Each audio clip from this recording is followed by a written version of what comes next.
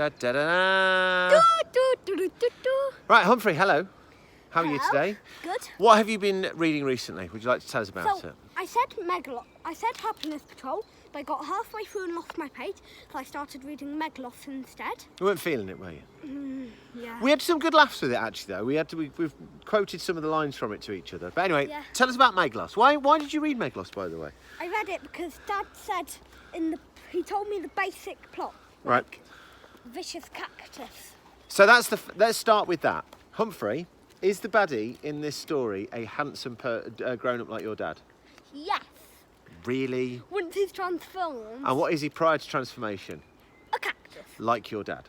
Yes. So he's a spiky, stupid cactus. So this story's notable because the baddie is a cactus. How does that work, Humphrey? Because surely cactuses can't get around. They're in pots and stuff. Actually, he is in a pot. He literally is in a pot. He's massive. So what happens at the start of this book? So,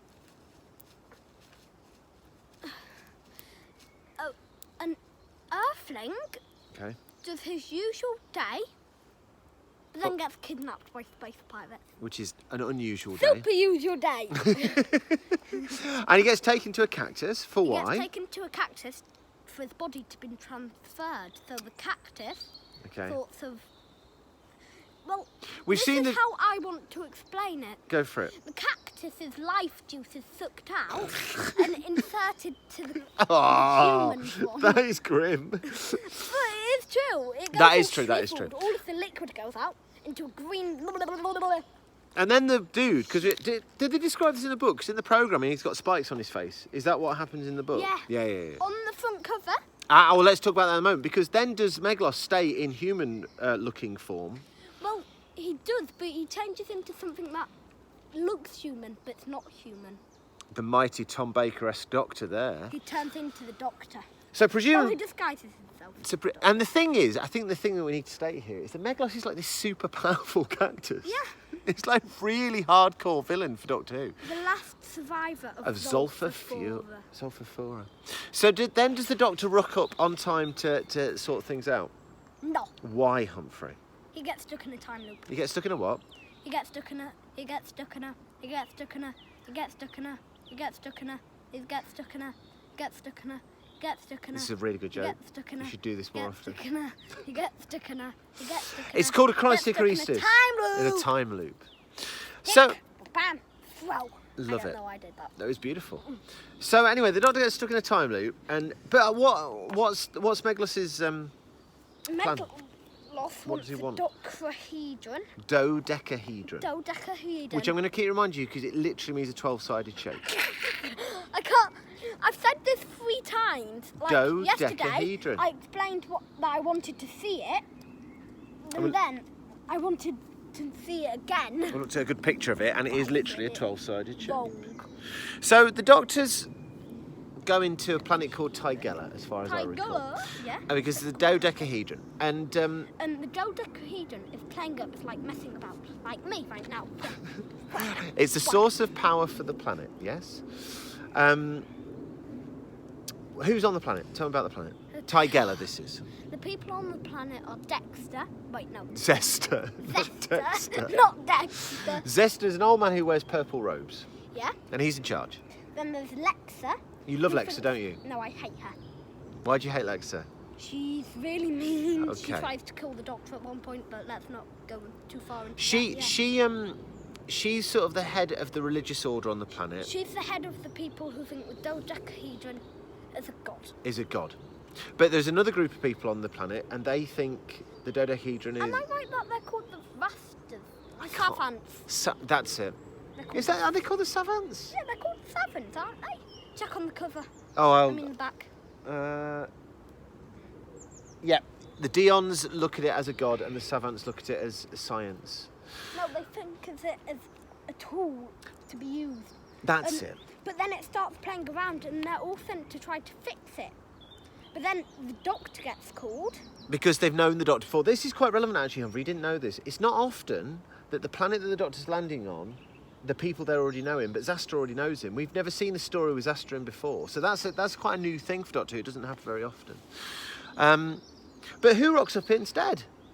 The person who rocks up instead It's Meglos. So we get sort of two doctors running around this story. We get two doctors in the same planet at the same time killing people. Well, only one kills people. Wait. The other one's a nice and kind doctor, surely. Meglos doesn't kill anyone. He does? Doesn't he? No. Oh, I thought he There's did. a war, but he's not in it. Righto. He's still creeping around. So listen, Humphrey, we're running low on battery, so we're going to have to skip to the end. What happens at the end of this book? At the end, K9 is found by Romana too. Who's locked outside the city, sort of thing. The city. Yep. But K9's on zero charge. Meglos escapes. Yep. But because he's got the dodecahedron by that point, hasn't he? He's managed to get it. He's got that. Karis tries to lock him down. Yep. But then Romana jumps on them. Yep. To save them, since they think it's the Doctor. Yep.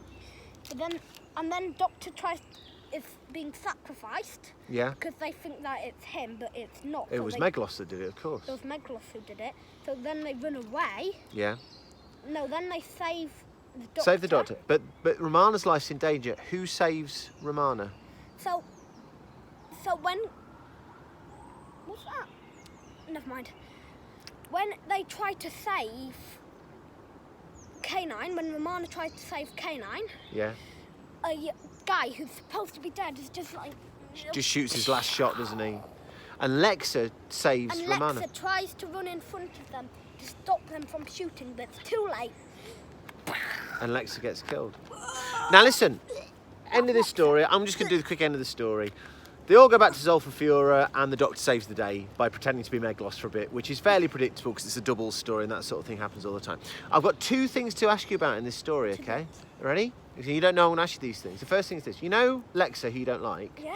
The actress who plays Lexa is the same actress that played Barbara, one of the Doctor's companions, when he was the first Doctor.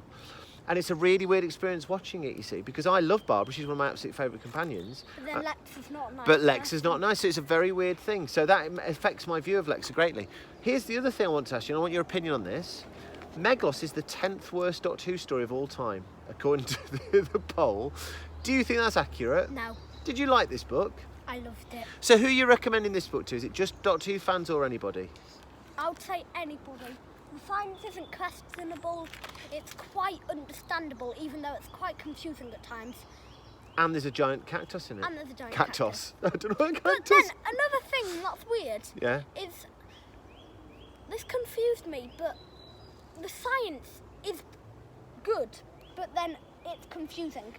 Why? In what way, mate? Like they adjust the screens whilst it's holding the dodecahedron to shoot lasers, but it just doesn't make sense. Anyway, we're almost at 8 minutes, so let's just end it now. Let's just end it now. Okay, right. Okay. Bye. That was Meglos. Wait. Quick scope of where we are. Okay, scope where we are. This is the destroyed part of our woods. This is the destroyed part. It's not our woods, mate. It's the woods, but we'll take it. Anyway, say cheerio, Humphrey. Oh, Dusty's there, by the way. Bye. Bye.